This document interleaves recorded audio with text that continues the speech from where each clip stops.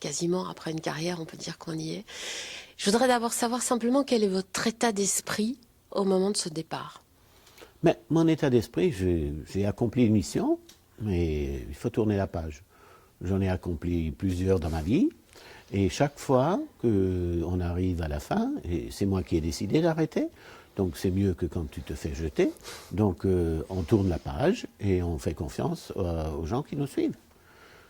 Bien sûr, il y a un petit pincement au cœur avec tout ce qu'on a connu, tous les gens avec qui on a travaillé, tout ça.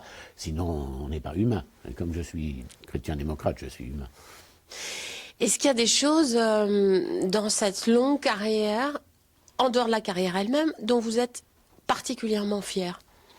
Mais il y a une chose dont je suis particulièrement fier, c'est quand on a fait élire Jean-Claude Juncker. C'était mon premier grand défi au niveau du parti.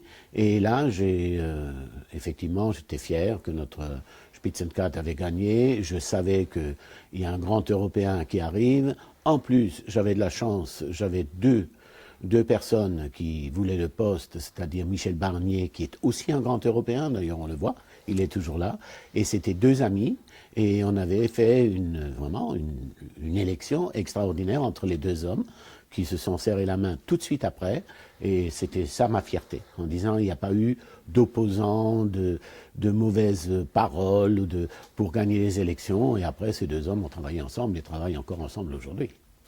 Quand on voit justement l'état de l'Europe aujourd'hui, tout va pas mal non plus, mais tout ne va pas très bien. Je pense notamment au Royaume-Uni qui est sur le départ. Est-ce que pour vous c'est un échec de l'Europe, ou est-ce qu'on peut aller jusqu'à dire que finalement c'était la suite d'un long processus parce que le Royaume-Uni n'a jamais été complètement aussi intégré que les autres pays? Mais si vous regardez aujourd'hui, bien sûr c'est trop facile, parce que les chefs d'État et de gouvernement, ou tous les gens qui sont contre l'Europe, ils disent c'est à cause de l'Europe. Non, c'est pas à cause de l'Europe. Les problèmes qu'on a, ils sont dans les pays. Regardez le problème du Brexit. Il est au Royaume-Uni. Ça fait maintenant des années que ça dure. Ils ont décidé le Brexit. On n'arrive pas à s'en sortir. J'espère qu'on va s'en sortir aujourd'hui. Et c'est à l'intérieur du Royaume-Uni qu'il y a le grand problème. C'est pas à l'intérieur de l'Europe. Si vous regardez d'autres pays, la dette, si on avait respecté les règles qui étaient mises en place au niveau des fondateurs de l'Europe, de l'or et tout ça, qui ont fait des institutions extraordinaires. Si vous les regardez, c'est des institutions, ça tient. Et ça tient bien ensemble. Le problème qu'il y a dans les pays, la France, on peut la citer. Le déficit de la France, c'est pas à cause de l'Europe. C'est parce que la France a été mal gérée. L'Italie, le problème qu'il y a en Italie aujourd'hui, c'est parce qu'ils n'ont pas respecté les règles européennes. Si on avait tous respecté les règles européennes, on serait tous très bien. Pour ça, je crois savoir que c'était une de vos inquiétudes. Néanmoins, la montée des nationalismes dans certains pays d'Europe, ça pourrait être votre inquiétude en quittant votre poste, c'est de savoir ce que ça peut devenir dans certains pays. Le nationalisme, c'est toujours l'inquiétude. Le nationalisme, c'est pas la paix. L'Europe a été construite après la guerre. Et on a eu 70 années de paix et de prospérité. Et si nous nous remettons sur nous-mêmes, chacun dans sa boîte, eh ben ce n'est pas possible. Et la guerre n'est pas très loin. Regardez tout ce qui se passe au niveau des Balkans. À n'importe quel moment, un conflit peut éclater.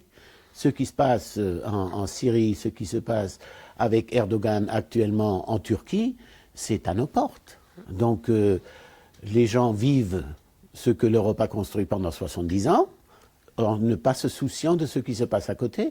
Et puis avec le nationalisme, on se replie sur soi-même. C'est le meilleur moyen de retourner 200 ans en arrière et que les conflits éclatent. Qu'est-ce qu'il faudrait faire selon vous pour vraiment, j'allais dire, d'un grand pas aller de l'avant aujourd'hui dans l'Union? Mais c'est que ce qu'il faudrait faire, c'est surtout avoir des hommes et des femmes politiques comme on en a eu après la guerre. Je pense à Pierre Pflimlin, par exemple, en Alsace.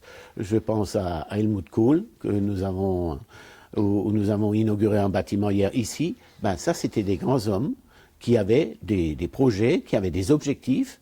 Et aujourd'hui, moi, j'ai l'impression que nous avons des chefs d'État et de gouvernement qui ont beaucoup de soucis à l'intérieur, c'est vrai, et qui ne pensent que ce qui va se passer dans le mois prochain ou la semaine prochaine. Et la vision globale, par exemple sur la défense européenne, regardez ce qui se passe. Comment voulez-vous réagir à Erdogan, qui est en train de faire sa petite guerre là-bas pour faire son petit problème? Comment l'Europe peut réagir sans défense? Ça, c'était mon souci, c'était mon dossier. Là, je ne suis pas satisfait, c'est l'avancement. On n'a pas bien avancé au niveau de l'Europe. Mais si vous n'avez pas de guerre, comme je dis souvent, il faut une armée, non pas pour faire la guerre, mais pour assurer la paix. Et ça, on ne l'a pas fait et on ne l'a pas construit. Un mot quand même sur Fetisheim, où vous allez retourner de manière plus prolongée. Vous arrêtez de faire juste des sauts de puce à Fetisheim. L'agriculture, c'est quelque chose qui vous inquiète aussi, l'avenir de l'agriculture en Europe? Il va falloir changer des choses, il va falloir trouver des nouveaux moyens de fonctionner pour garder notre agriculture européenne? Moi, je crois que c'est grâce à l'agriculture qu'on a eu 70 années de paix et de prospérité.